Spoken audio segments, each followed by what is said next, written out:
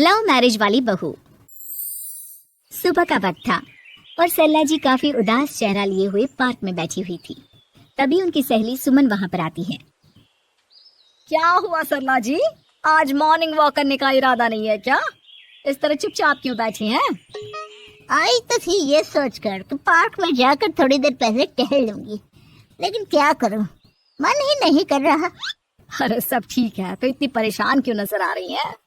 नहीं नहीं, ऐसी तो कोई बात नहीं है, सब ठीक है। अरे भाई, अब तो आपको खुश नजर आना चाहिए। अभी कुछ महीने पहले तो बेटे की शादी हुई है, घर में नई बहू आई है, आपके चेहरे पर तो रौनक नजर आनी चाहिए। अरे छोड़ो भी, आजकल की बहुओं के बारे में क्या बताऊं आपको। क्यों, क्या हुआ बहन जी, कोई परेशानी है क्या? कुछ किया क्या बहू रानी ने? अरे भाई, अभी तो शादी को 6 महीने हुए हैं।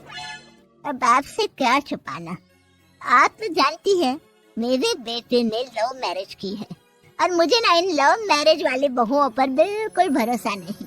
ना जाने कब मेरे बेटे के कान भर दे। अरे लेकिन सरला जी, आपके बहू बेटा तो आपके साथ ही रहते हैं, फिर आपको इस बात का डर क्यों है?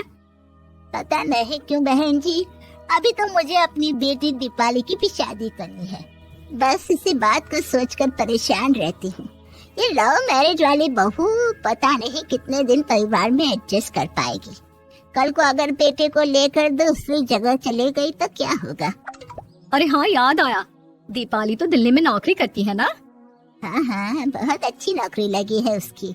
और आप किसी से कहना मत, अपने ऑफिस में साथ में काम करने वाला कोई लड़का उसे बहुत पसंद है, बता रही थी मुझे। लेकिन अभी तो आप कह रही थी कि आपको लव मैरिज और इन सब में भरोसा नहीं है। अरे तो क्या हुआ, जहाँ बेटी खुश रहे वहीं मैं खुश हूँ। और वैसे भी बेटी को तो दूसरे घर जाना है, वो लोग जाने और उनकी बहू जाने, मुझे तो बस अपनी बेटी का ब्याह करना है। अच्छा, ठीक है, जैसी आपकी मर्जी।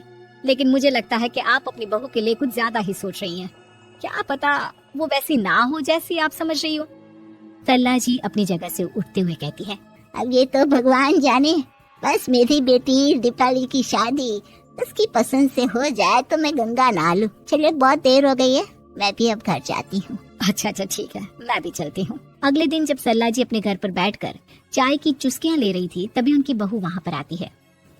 मम्मी जी, मैंने एक जगह नौकरी के लिए अप्लाई किया था और वहाँ से सब कुछ पॉजिटिव आया है। मैं भी नौकरी करना चाहती हूँ ताकि घर के खर्चों में थोड़ा हाथ बटा सकूं। अरे बहू, तुम्हें नौकरी करने की क्या जरूरत है? मेरा बेटा अच्छा खासा कमाता है, क्या तुम्हें किसी बात की कोई कमी है? तभी सरला जी का बेटा वहाँ पर आता है। नहीं माँ, उसे किसी बात की कमी नहीं है, लेकिन वो इतनी पढ़ी लिखी है और अगर नौकरी करना चाहती है तो हमें उसे नौकरी करने देना चाहिए। कुछ पैसे घर में आएंगे, हम सबकी मदद हो जाएगी। तुम तो ऐसे कह रहे हो बेटा जैसे ये घर तुम्हारी पत्नी की कमाई पर ही चलता है। अरे नहीं मम्मी जी, इनके कहने का ये मतलब नहीं है, बस मेरी ही नौकरी करने की इच्छा थी, इसलिए आपकी परमिशन चाहते हैं। अब भाई, मेरा बेटा तुम्हें लव मैरिज करके घर में लाया है, मैं तुम्हें कुछ कैसे कह सकती हूँ? जो मर्जी आए करो। सरला जी का बेटा और बहू वहाँ से चले जाते हैं। अब उनकी बहू नौकरी करना शुरू कर देती है। कुछ ही दिन बाद सरला जी की बेटी दिल्ली से अपने घर आती है और अपनी माँ से कहती है, माँ, मैंने आपको बताया था ना, मुझे अपने ऑफिस में साथ काम करने वाले एक लड़के से बहुत प्यार है, मैं उससे शादी करना चाहती हूँ। माँ, हाँ, तो मैंने कब मना किया? अगर तुम उसे पसंद करती हो तो उसके घर वालों को कहो, हम आपस में बात करके तुम्हारी शादी तय कर देते हैं।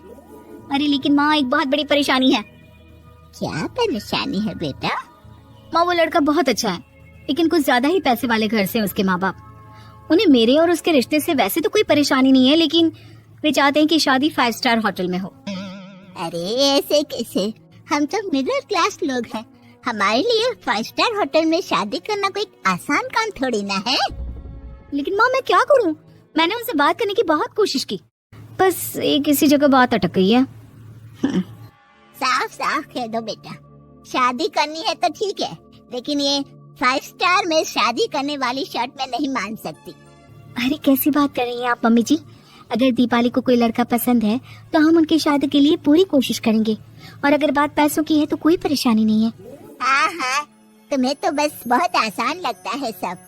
जिस तरह तुमने मेरे बेटे से इतनी आसानी से शादी कर ली, सारे काम उतने आसानी से नहीं होते। समझ में आया? हर काम करने में पैसे लगते हैं। लेकिन माँ, मैं उस लड़की को बहुत पसंद करती हूँ। सही बात है बेटा, लेकिन तुम उस लड़के से साफ साफ कह दो, अगर उसे तुमसे शादी करनी है तो अपने घर वालों को मनाए।